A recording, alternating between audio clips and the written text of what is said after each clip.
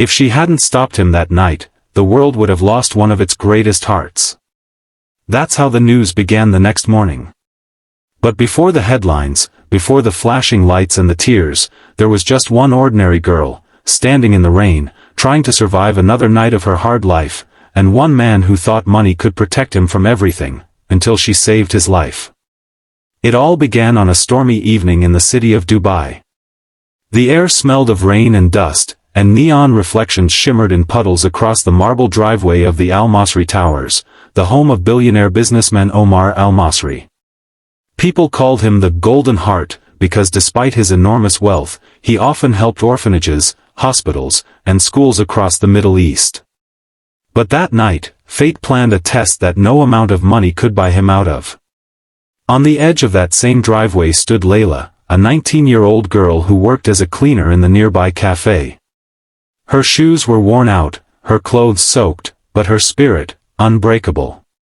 She came from a poor village miles away, sending almost every dirham she earned back home to feed her younger siblings. She had dreams once, to study languages, to travel, to make something of herself, but life had other plans.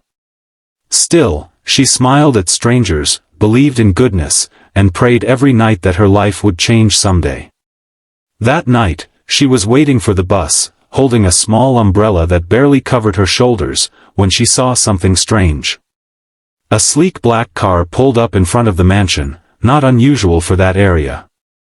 But the driver wasn't the usual chauffeur. Layla had cleaned the cafe across from the mansion for over a year. She'd seen Omar's driver, Hassan, many times, always polite, always smiling. But this man was different. He looked nervous, kept glancing around, and the car's number plate was slightly bent, like it had been replaced hastily. Layla didn't think much of it at first, until she heard them talking. Through the rain, she caught fragments of Arabic, fluent, but with an accent she recognized from the streets of her own village. The driver was muttering something to another man on the phone. Layla's heart froze when she heard the words clearly this time. When he gets in, wait 2 minutes. Then drive toward the bridge. Don't miss the timing. We must finish it tonight. Her breath caught. She didn't understand everything, but one thing was clear, something terrible was about to happen. Layla's mind raced. Should I say something? What if I'm wrong? What if they hurt me? She almost convinced herself to stay quiet, to mind her own business, like everyone always told her to. But then she thought of her father's words before he passed away. Layla, courage doesn't come from power. It comes from doing what's right when no one else will. She dropped her umbrella and ran. Omar stepped out of his mansion, speaking to his assistant over the phone, barely noticing her at first. His tall figure and calm presence carried the weight of someone used to being respected, even feared, but his eyes were kind. Layla stood in front of him, her clothes soaked, her hands trembling. "Sir! Please don't get in that car," she cried out, her voice breaking through the rain. Omar blinked, confused. "Excuse me? Who are you?" "Please, listen to me," she pleaded. "That man, he's not your driver. He's speaking on the phone about hurting you. Please don't get in." The security guards rushed toward her, ready to push her away. One of them grabbed her arm roughly, but Omar raised his hand. "Wait," he said quietly, studying her face. There was something in her eyes, sincerity, fear, but not greed. He'd seen enough people lie to him for money, this girl wasn't one of them. "Say that again," he asked softly. Layla swallowed hard. He said something in Arabic, something about the bridge, and finishing it tonight. "Please, sir. I'm not lying." Omar turned his gaze toward the car. The driver stood there, still pretending to check his phone. Something flickered in Omar's expression, suspicion. He walked closer, speaking in Arabic, testing him with a question only his real driver would know. The man hesitated, for just a moment. It was enough. "Guards!" Omar shouted. But before they could act, the fake driver bolted into the car and sped off, tires screeching, disappearing into the rain. The guards chased after him in their vehicles, while Omar stood still, the realization sinking in. That girl had just saved his life. Later that night, after hours of questioning and police reports, Omar found Layla sitting quietly on a chair in the security room, shivering. She wasn't worried about herself, she was worried she might have caused trouble. He walked up to her and gently placed a blanket over her shoulders. "You saved me," he said softly. "If you hadn't been there." Layla shook her head. "Anyone would have done the same, sir." He smiled faintly. "You'd be surprised how few people listen to their conscience. Tell me, what's your name?" "Layla." "And where do you work?" "The cafe across the street. I clean tables, sometimes wash dishes." Omar looked at her, the worn clothes, the tired eyes, and yet the quiet pride that shone through. "You understand Arabic very well," he noted. She nodded. "My father taught me.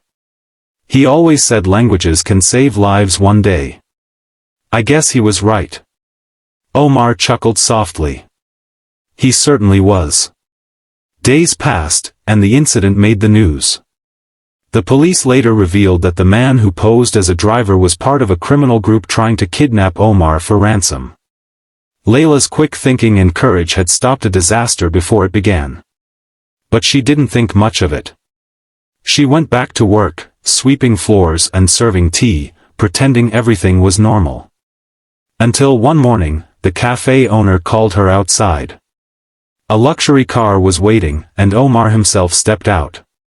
Every eye in the cafe turned. Layla froze, thinking she might be in trouble, but he smiled warmly. "Miss Layla," he said formally, "I came to offer you a job." She blinked. "A job?" "Yes. At my company. I need someone I can trust. You'll assist my translation team. You said you speak Arabic and English well, correct?" Her jaw dropped. "Sir, I'm not educated enough for that." "You are more than qualified," he interrupted gently. "Because honesty and courage can't be taught in any school." Tears filled her eyes. For the first time in her life, someone saw her worth beyond her poverty. Months went by, and Layla's life changed. She worked hard, learned quickly, and impressed everyone with her dedication. Omar often checked on her progress, and their bond grew, not of romance, but of respect, gratitude, and shared purpose.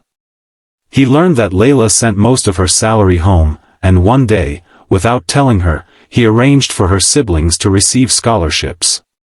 When she found out, she cried in his office.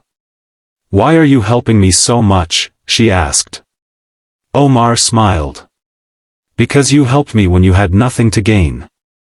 Sometimes, Layla, life gives us moments to lift others as we've been lifted. That's how we build a world worth living in.